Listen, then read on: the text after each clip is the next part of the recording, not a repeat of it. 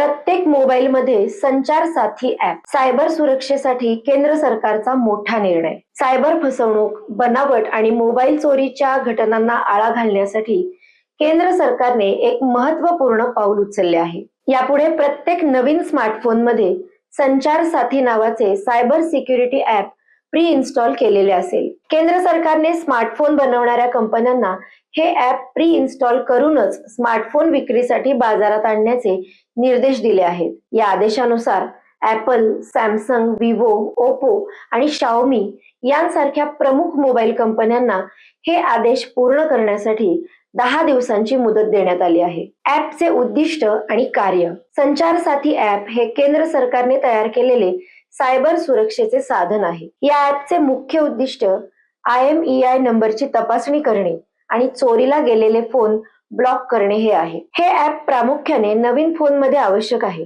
कारण ते IMEI number तपासून चोरीला गेलेले किंवा बनावट फोनला ब्लॉक करण्याची सुविधा देते. संचार साथी ॲपच्या माध्यमातून आतापर्यंत देशात हरवलेले किंवा चोरीला गेलेले 1 लाखाहून अधिक मोबाईल फोन ट्रॅक करून निष्क्रिय करण्यात आले आहे. संचार साथी ॲप कसे वापरावे? संचार साथी ॲपचा वापर मुख्यत्वे हरवलेल्या किंवा चोरीला गेलेल्या मोबाईलला शोध घेण्यासाठी आणि तो निष्क्रिय करण्यासाठी केला जातो. फोन हरवल्यास किंवा चोरीला गेल्यास सर्वप्रथम पोलिसात तक्रार नोंदवा. तुम्ही संचार साथी पोर्टलवर जाऊन हरवलेला अथवा चोरीला गेलेला मोबाईल ब्लॉक करणे या पर्यायावर क्लिक करू शकता. तुम्हाला मोबाईलचा IMEI नंबर, फोन हरवल्याची तारीख, ठिकाण, पोलीस तक्रार क्रमांक आणि तुमची वैयक्तिक माहिती भरावी लागेल. माहिती सबमिट केल्यानंतर तुमचा फोन वापरण्यास अयोग्य ठरवला जाईल आणि कोणत्याही नेटवर्कवर तो काम करणार नाही. फोनचा स्टेटस तपासणे. तुम्ही तुमच्या IMEI क्रमांकाचा वापर करून तुमच्या फोनचा स्टेटस, तो ब्लॉक झाला आहे की नाही, संचार साथी पोर्टलवरून तपासू शकता.